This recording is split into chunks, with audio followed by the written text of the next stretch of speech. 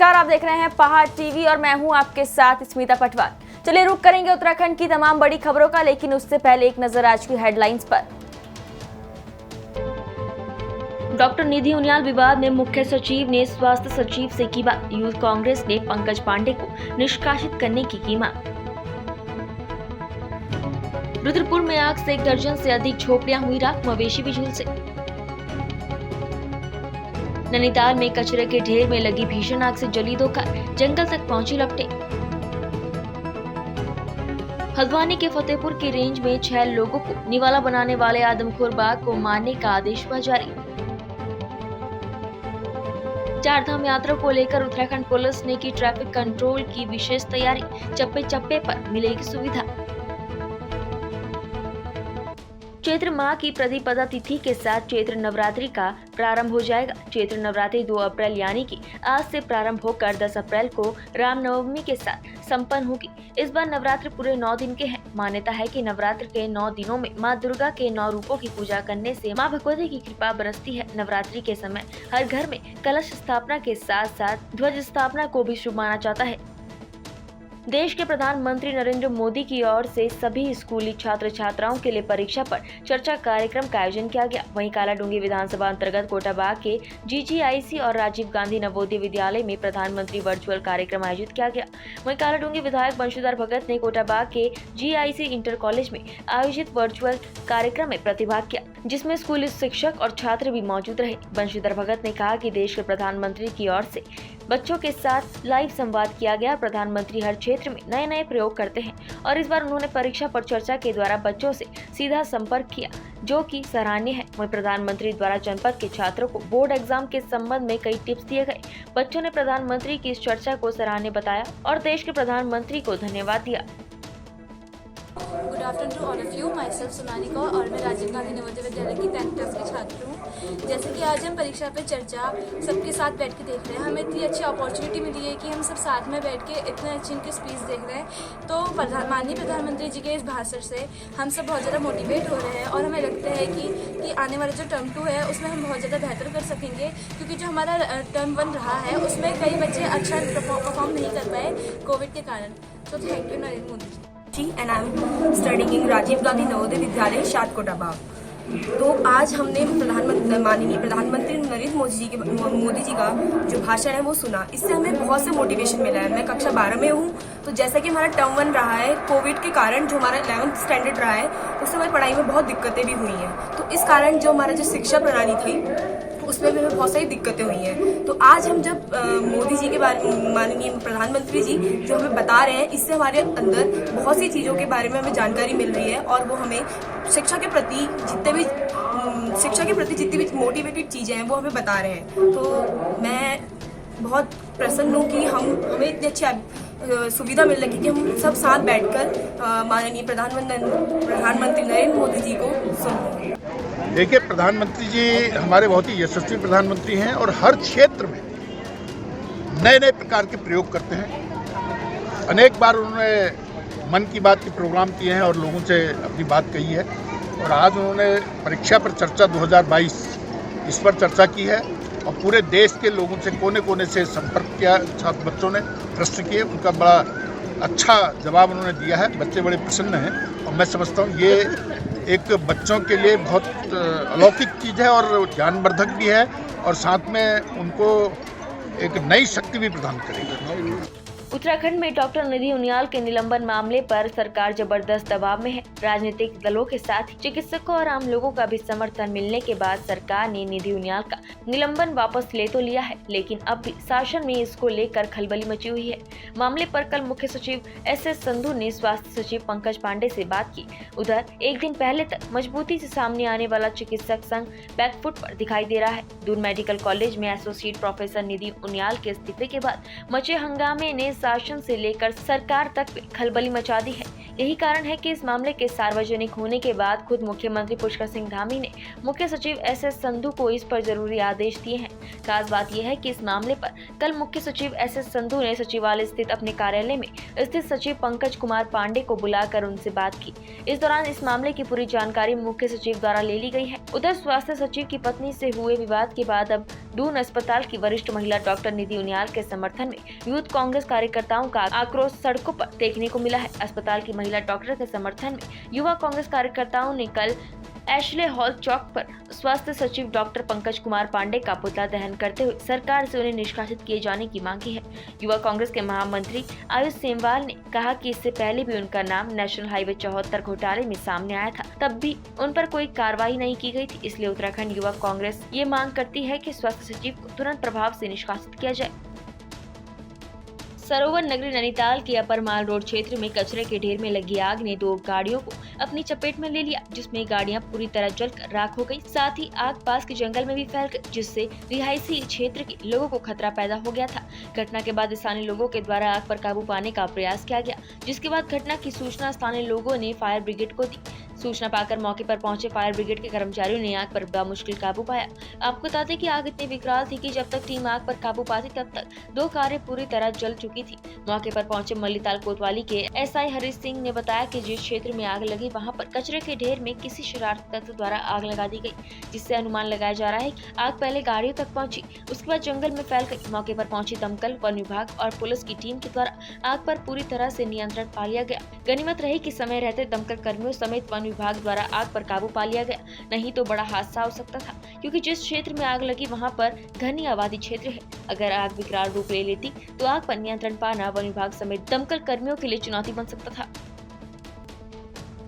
रुद्रपुर के पंतनगर स्थित इंदिरा कॉलोनी में अज्ञात कारणों के चलते 1 दर्जन से अधिक झोपड़ियों में आग लग गई। आग लगने से लोगों के घरों में रखा राशन, कपड़ा और अन्य सामान जलकर राख हो गए। वहीं आग से कई मवेशी भी झुलस गए। सूचना पाकर मौके पर पहुंची फायर ब्रिगेड के 3 वाहनों द्वारा आग पर बमुश्किल काबू पाया गया।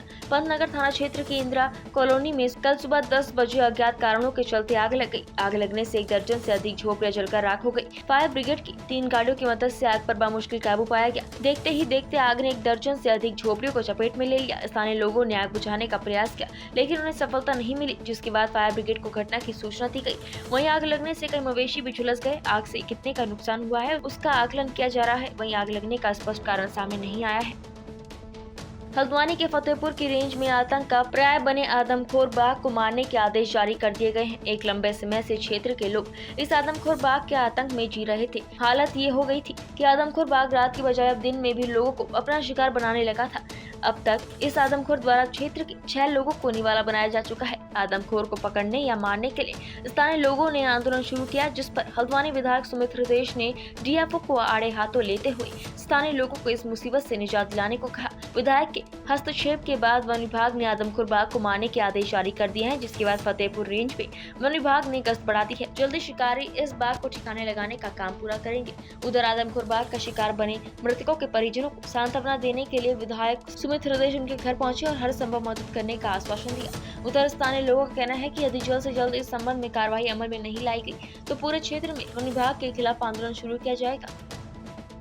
कोरोना काल के 2 साल के बाद इस साल उत्तराखंड में चारधाम यात्रा चरम पर रहने की उम्मीद जताई जा रही है। इसी शुभ संकेत को देखते हुए जहां एक तरफ सीएम पुष्कर सिंह धामी चारधाम यात्रा को लेकर विशेष रूप से अधिकारियों के साथ बैठकें कर रहे हैं, तो दूसरी तरफ देश विदेश से भारी तादाद में इस बार श्रद्धालुओं के आवागमन को व्यवस्थित ढंग से सुरक्षित करने की बड़ी चुनौती को लेकर पुलिस ट्रैफिक निदेशालय द्वारा भी विशेष यातायात प्लान तैयार किया गया है। चारधाम यात्रा में ऋषिकेश, हरिद्वार से लेकर गंगोत्री, यमुनोत्री, बद्रीनाथ और केदारनाथ राष्ट्रीय मार्गों में भारी भरकम आवाजाही के चलते ट्रैफिक जाम की स्थिति में श्रद्धालु न फंसे और अलग अलग जगह राहत के रूप में पार्किंग स्थल बनाए जाए, ऐसे तमाम विषयों को लेकर ट्रैफिक निदेशालय द्वारा विशेष खाका तैयार किया गया है। वहीं ग्रीष्मकालीन अवकाश के दौरान यात्रा के चरम पर रहने और मानसून के समय यात्रा मार्गों के डेंजर जोन और ब्लैक स्पॉट स्थानों पर सड़क हादसों पर अंकुश लगाया जा सके, इसको लेकर पिछले सालों की तुलना ट्रैफिक और सिविल पुलिस के अतिरिक्त बलों की तैनाती की जा रही है। चारधाम यात्रा के लिए अलग अलग प्राकृतिक आपदा क्षेत्रों में राहत बचाव दल के रूप में SDRF की टुकड़ियों को भी बढ़ाया जा रहा है। इसके अलावा यात्रा मार्ग पर स्थानीय और अस्थायी पुलिस चौकियां भी बढ़ाई गई है। 2022 में चारधाम यात्रा के लिए जिलेवार स्थानों पर पुलिस फोर्स और राहत बचाव दल की तैनाती की गई है। प्रदेश भर में कुल 133 स्थान बनाए गए हैं। इसमें नॉ इंस्पेक्टर, नॉ traffic sub inspector, 30 traffic head constable, 175 traffic constable, 299 home guard और 59 पीआरडी जवानों की तैनाती की गई है। कांग्रेसी विधायकों ने हरिद्वार एसएसपी को कल कांग्रेसी कार्यकर्ताओं के खिलाफ पुलिस की एक तरफा कार्रवाई करने पर ज्ञापन सौंपा। आपको बता दें कि कांग्रेस ने पुलिस पर भाजपा के दबाव में कार्य करने का आरोप लगाया है। इस दौरान हरिद्वार ग्रामीण विधायक अनुपमा रावत, ज्वालापुर विधायक रवि बहादुर, फुरकान अहमद भी मौजूद थे। उत्तराखंड में वृद्धावस्था पेंशन में बढ़ोतरी की गई है। उत्तराखंड में वृद्धावस्था पेंशन योजना के अंतर्गत अब पति और पत्नी दोनों को लाभ मिल सकेगा। बीते दिसंबर महीने में ही उत्तराखंड में दी जाने वाली वृद्धावस्था पेंशन की बढ़ोतरी के साथ ही पात्र परिवार में से पति पत्नी दोनों को धामी सरकार ने पेंशन देने की घोषणा की थी, जिसके बाद दिसंबर में ही कैबिनेट बैठक में इस फैसले पर मुहर लग गई थी। धामी सरकार के इस फैसले को पूर्व मुख्यमंत्री हरीश रावत ने भी सराहा है। हरीश रावत ने धामी सरकार के फैसले का स्वागत करते हुए उन्हें धन्यवाद कहा है। हरीश रावत ने ट्वीट कर लिखा कि पति पत्नी दोनों को वृद्धावस्था पेंशन पूर्ण दिए जाने का निर्णय स्वागत योग्य है। उन्होंने कहा कि पुष्कर सिंह धामी, आपने अपने पूर्ववर्ती मुख्यमंत्रियों के पाप को सीमा तक धो दिए हैं। कांग्रेस सरकार के समय में ये पेंशन पति पत्नी दोनों को, यदि वो 60 साल से ऊपर की उम्र के हैं, दिए जाने का निर्णय लिया गया था। हजारों लोग इससे लाभान्वित हुए थे। भाजपा की सरकार ने केवल एक परिवार एक पेंशन का नियम लागू कर हजारों महिलाओं से उनकी पेंशन छीन ली थी। यदि आप पूर्णतः पाप धोना चाहते हो तो जिस दिन से ऐसी पात्र महिला की पेंशन बंद हुई है उसको उसी दिनांक से पूर्ण प्रारंभ कर उसके एरियर का भुगतान करें, तो मैं आपको आगे बढ़कर न केवल धन्यवाद दूंगा बल्कि माला पहनाने आऊंगा। गुरुवार को दून मेडिकल कॉलेज की एसोसिएट प्रोफेसर डॉक्टर निधि उनियाल द्वारा स्वास्थ्य सचिव की पत्नी पर बदतमीजी का आरोप लगाते हुए इस्तीफा देने का मामला तूल पकड़ रहा है। इसकी धमक मुख्यमंत्री कार्यालय तक सुनाई दे रही है। सीएम धामी ने मामले में सख्त रुख अपनाया है। उन्होंने तत्काल प्रभाव से डॉक्टर निधि उनियाल के स्थानांतरण को स्थगित करने के आदेश दिए हैं। इसके साथ ही प्रकरण की जाँच के लिए कमेटी बनाने के भी निर्देश दिए हैं। स्वास्थ्य मंत्री ने मुख्यमंत्री से उनके आवास में मिलकर प्रकरण से अवगत कराया था। वहीं आनंद फानन में निधि उनियाल का स्थानांतरण अल्मोड़ा सोवन सिंह जीना हॉस्पिटल में कर दिया गया था। आपको बता दें कि ये मामला शिकायतकर्ता डॉक्टर निधि उनियाल राजकीय दून मेडिकल कॉलेज अस्पताल में वरिष्ठ फिजिशियन और एसोसिएट प्रोफेसर का है। उन्होंने बताया कि गुरुवार को वह अस्पताल में अपनी ओपीडी में मरीजों को देख रही थी। इस दौरान अस्पताल प्रशासन ने उन्हें स्वास्थ्य सचिव डॉक्टर पंकज पांडे की पत्नी की तबीयत जाँचने उनके घर जाने के लिए कहा। मरीजों की भीड़ देखते हुए एक बार डॉक्टर निधि ने असमर्थता भी जताई, लेकिन अस्पताल प्रशासन ने कहा कि वहां जाना जरूरी है। इस पर डॉक्टर निधि अपने 2 मेडिकल स्टाफ के साथ उनके घर पहुंची। सचिव की पत्नी की जांच करने के बाद डॉक्टर ने उनको जरूरी परामर्श दिए। उसके बाद डॉक्टर निधि ने ब्लड प्रेशर जांचने की बात कही। डॉक्टर निधि ने बताया कि बीपी इंस्ट्रूमेंट बाहर कार में छूट गया था, जिसे लाने उनके स्टाफ को भेजा गया। इस पर सचिव की पत्नी नाराज हो गई और मोबाइल फोन पर बात करते हुए डॉक्टर के बारे में गलत शब्दों का इस्तेमाल किया। बताया जा रहा है कि इस दौरान दोनों के बीच बहस भी हुई। डॉक्टर निधि उनियाल इस पर आपत्ति जताते हुए अपने स्टाफ के साथ अस्पताल लौट गई। डॉक्टर निधि ने बताया कि अस्पताल प्रशासन ने उन्हें सचिव की पत्नी से माफी मांगने के लिए कहा। डॉक्टर निधि ने कहा कि उनकी कोई गलती नहीं है, इसलिए उन्होंने माफी मांगने से इनकार कर दिया। इसके बाद डॉक्टर निधि मेडिकल कॉलेज में क्लास में पढ़ाने चली गई। इस्तीफे में डॉक्टर निधि उनियाल ने कहा कि वो एक क्वालिफाइड डॉक्टर हैं। वो देश के कई प्रतिष्ठित मेडिकल कॉलेजों में रह चुकी है। पहले तो सरकारी अस्पताल में मरीजों को छोड़कर किसी के घर पर जाकर देखना उनका कार्य नहीं है। इसके बावजूद वो अस्पताल प्रशासन के कहने पर सचिव की पत्नी को देखने उनके घर गई। डॉक्टर निधि ने आरोप लगाया कि वहां उनके साथ अभद्र व्यवहार किया गया। इसका विरोध करने पर उनका तबादला किया गया है। पूर्व सीएम हरीश रावत ने विधानसभा सत्र को लेकर सवाल उठाए हैं। हरीश रावत ने बजट को लेकर अपनी तीखी प्रतिक्रिया दी है। उन्होंने ट्वीट कर लिखा कि राज्य के वार्षिक बजट का लगभग आधा हिस्सा, यदि मैं यह कहूं जिसको हम वास्तविक बजट कह सकते हैं, उस वास्तविक बजट के आधे से भी कुछ ज्यादा हिस्सा विधानसभा में बिना बहस के पारित हो गया। हमने वित्त मंत्री की प्रतिभा की कुछ झलक भी नहीं देख सके। अब तो जो बजट आएगा उस बजट में आधा से कुछ ज्यादा इसी का रिपीटेशन और बाकी थोड़ी कुछ कॉस्मेटिक चीजें जो बहुधा कही जाती है। कितना उन चीजों का बजट की वास्तविकता में योगदान रहता है, ये एक डिबेट का प्रश्न है। तो आपने सरकार की शुरुआत में 2 अपॉर्चुनिटीज जिसके जरिए सरकार का दिशा बोधन किया है। पहाड़ों का जीवन अभाव भरा जीवन है, यह विषमताओं का दूसरा नाम है। पूर्व काल में क्योंकि लोग अधिक संख्या में गांव में रहा करते थे तो ज्यादा किसी चीज का अभाव नहीं लगता था, लेकिन अब ये गांव कम और पड़ाव ज्यादा लगने लगा है। कई लोग तो साल 2 साल में ही गांव आना जाना कर पाते हैं, वजह चाहे पूजा पाठ की हो या गांव घरों में रहने वाले किसी रिश्तेदार का विवाह या यूं ही शहरों की भागदौड़ से दूर शांति के कुछ पल बिताने के लिए ही सही। ऐसी बात नहीं है कि पहले लोग गाँव से शहरों को नहीं जाते थे, पर पहले कुछ दशकों में इस संख्या में काफी इजाफा हुआ है। अपने क्षेत्र की दुर्गति को देखते हुए लोगों ने स्वयं का एक राज्य मांगने के लिए आंदोलन किया। राज्य तो मिला पर समस्याएं जस की तस ही रही। इस सब के बावजूद कई लोग ऐसे भी हैं जो आज भी पहाड़ के अपने पुश्तैनी घर में निवास करते हैं। यह इनकी मजबूरी नहीं है, ये इनका साहस है, जो इतनी विषमताओं को झेलने के बाद भी डटे हुए हैं, इस आस में कि कब सब कुछ फिर से पहले जैसा होगा, गांव आबाद होगा, फिर से झंगोरा मंडुए की फसलों से खेत लहराएंगे। ये कहानी पलायन की मार झेल चुके एक गाँव की है। गांव में बस गिने चुने ही लोग रह गए हैं। कहानी की मुख्य किरदार जुनियाली नाम की एक छोटी सी बच्ची है, जो अभी जीवन जीना सीख रही है। उसके जीवन के किस्सों की हिस्सों की उतार चढ़ाव की कहानी है जुनियाली। कहानी के 3 मुख्य किरदार पहाड़ के जीवन के भूत, वर्तमान और भविष्य से जुड़े हुए हैं। कहानी में पहाड़ की कई समस्याओं के बारे में भी बताया गया है। मैं हूँ पुष्कर सिंह मावड़ी और मैंने एक लघु उपन्यास लिखा है जुनियाली नाम से। तो ये जुनियाली कौन है? जुनियाली पहाड़ के दूरस्थ ग्रामीण क्षेत्र में रहने वाली एक छोटी सी बच्ची है। अब क्योंकि जुनियाली का गांव दूरस्थ ग्रामीण क्षेत्र में है तो वहाँ पर सड़क तक नहीं है, अभी तक सड़क नहीं आई है।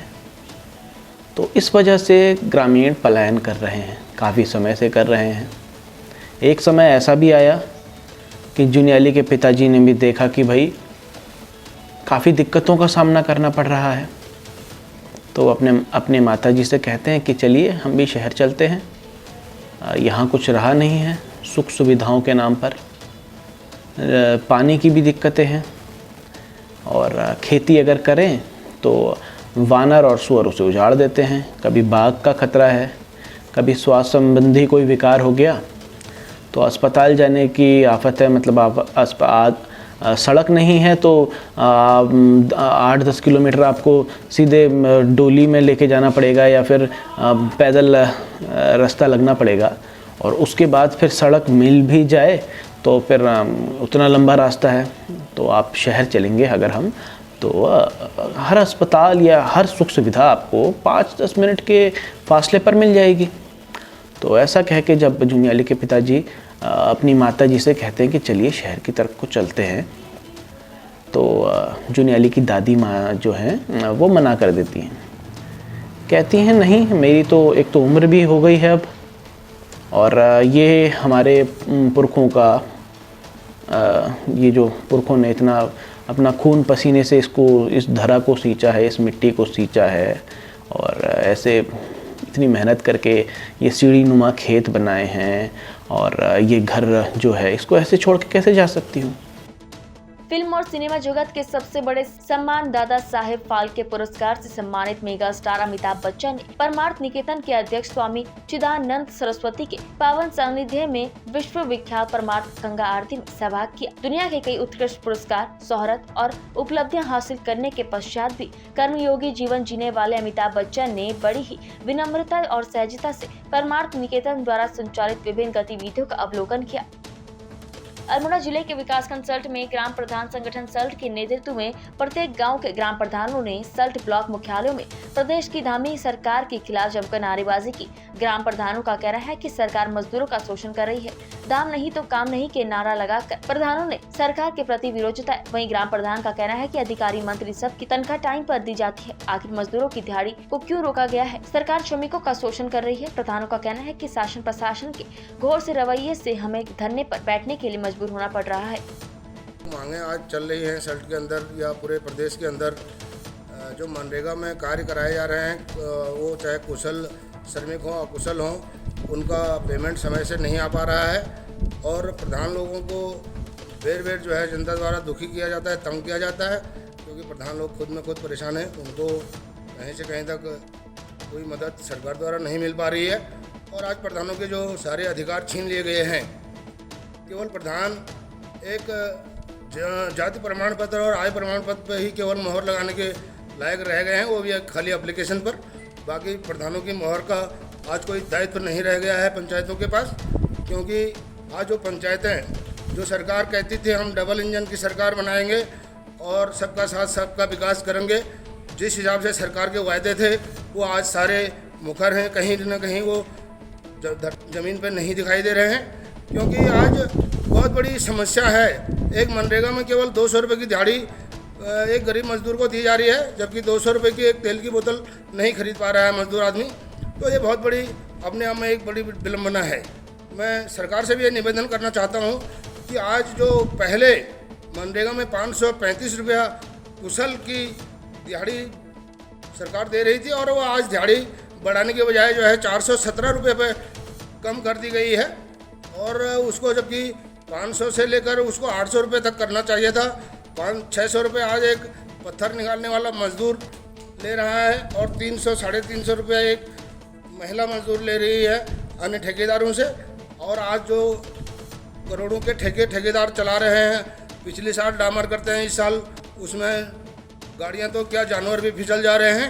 उनका कोई ऑडिट नहीं होता है, और पंचायतों के काम बाद में होते हैं, पहले ऑडिटर यहाँ पर ऑडिट करने के लिए आ जाते हैं। तो ये पंचायतों की एक बहुत बड़ी पंचायतों के साथ खिलवाड़ हो रहा है, और पंचायतों के पंचायतों को अधिकार विहीन कर दिया गया है। कोई भी योजना पंचायतों के द्वारा नहीं बनाई जा रही है। ऊपर ही ऊपर योजना बना करके पंचायत प्रतिनिधियों से कहा जाता है कि आप ये काम कराइए, और वो भी इतने में कराइए ताकि आप हो सके या ना हो सके। आज प्रधान लोग जो है अपने आप में बहुत दुख व्यक्त कर रहे हैं।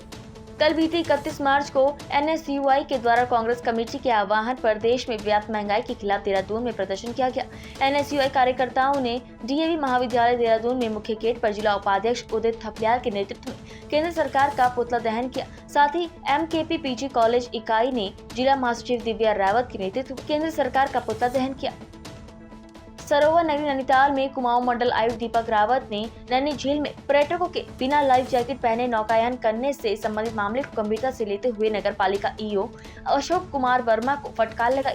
आयुक्त ने कहा कि नैनीताल पर्यटन के लिहाज से पूरे विश्व में जाना जाता है। उन्होंने पर्यटकों से भी कहा है बिना लाइफ जैकेट के नौका विहार न करे। अधिशासी अधिकारी वर्मा के साथ साथ नाव चालकों को भी हिदायत देते हुए उन्होंने कहा कि कोई भी चालक और पर्यटक बिना लाइफ जैकेट पहने सवारी करता हुआ पाया गया तो वो एक दंड का भागी होगा। का इस्तेमाल नहीं कर रहा है, और यह बहुत कम लोग इस्तेमाल कर रहे हैं। मतलब आप क्या चाहते हैं कि इनको डूब ही जाए, और यहाँ के पर्यटन का मतलब नुकसान है। आधी का क्या मतलब है उसमें? 2 आदमी बैठ के देखते क्यों नहीं है इसको? 2 आदमी बैठे जब सेफ्टी के लिए, और उसकी सेफ्टी के लिए ज़रूरी है ना, बल्कि चालक की सेफ्टी के लिए भी ज़रूरी है। सब स्विमर्स तो होते नहीं हैं, तो क्यों ऐसा कर रहे हैं आप? थोड़ा पीछे लेकिन पहले मैंने कहा था, पुलिस से भी कहा था, अभी वो दिक्कत देखिए इसको, कोई नहीं उतरेगा लेक में बिना लाइफ जैकेट के। और आप शो कॉज भी दीजिए, क्यों लाइसेंस कैंसिल नहीं? बार लापरवाही थोड़ी होगी, ऐसे अच्छी बात थोड़ी है। पुलिस महानिदेशक उत्तराखंड और पुलिस उप महानिरीक्षक गढ़वाल परिक्षेत्र उत्तराखंड के निर्देशन में जनपद उत्तरकाशी को नशा मुक्त बनाने के लिए PK राय पुलिस अधीक्षक उत्तरकाशी द्वारा अवैध नशे का क्रय विक्रय करने वालों पर लगातार कार्रवाइयां की जा रही है। नशे को जड़ से खत्म करने के लिए उनके द्वारा हर संभव प्रयास किए जा रहे हैं। वर्तमान परिवेश में युवाओं में बढ़ते नशे की प्रवृत्ति को चिंता का विषय मानते हुए उनके द्वारा जनपद उत्तरकाशी में अधीनस्थ सभी क्षेत्र अधिकारी, थाना प्रभारियों, SOG और ADTF की टीम को आम जन क्षेत्र छात्राओं को जागरूक करने के साथ ही नशे का अवैध कारोबार कर समाज में नशा रूपी जहर घोलने वालों की निगरानी करते हुए उन्हें चिन्हित कर नियम अनुसार कठोर कार्यवाही करने के निर्देश दिए गए हैं। नशा मुक्त उत्तरकाशी अभियान को सफल बनाते हुए क्षेत्र अधिकारी उत्तरकाशी के पर्यवेक्षण और प्रभारी निरीक्षक मनेरी दिनेश कुमार के नेतृत्व में कोतवाली मनेरी पुलिस द्वारा बीती 30 मार्च को संदिग्ध वाहनों की चेकिंग अभियान चलाते हुए स्थान बारसू मोड़, गंगोत्री राष्ट्रीय राजमार्ग भटवाड़ी में चेकिंग के दौरान एक वाहन से 4 युवकों को 970 ग्राम अवैध चरस का परिवहन करते हुए गिरफ्तार किया गया। उक्त युवकों के कब्जे से 14,000 रुपए की नकदी भी बरामद की गई है। बरामद माल और गिरफ्तारी के आधार पर उक्त 4 युवकों के खिलाफ कोतवाली मनेरी में NDPS एक्ट के तहत अभियोग पंजीकृत किया गया है। वाहन उपरोक्त को मौके पर ही सीज कर दिया गया है। अभियुक्त गणों के आपराधिक इतिहास की जानकारी जुटाई जा रही है। विकासखंड मुंसियारी के तहसील उप जिलाधिकारी कार्यालय में तैनात चतुर्थ कर्मी बलवंत सिंह नितवाल के सेवानिवृत्त होने पर तहसील प्रशासन की ओर से उप जिलाधिकारी मुंसियारी भगत सिंह पूनिया की अध्यक्षता में उप जिलाधिकारी कार्यालय परिसर में विदाई समारोह कार्यक्रम रखा गया, जिसमें समस्त तहसील स्टाफ द्वारा उन्हें विदाई दी गई। उत्तराखंड की तमाम बड़ी खबरों में फिलहाल इतना ही। बाकी खबरों के लिए देखते रहिए पहाड़ TV। नमस्कार।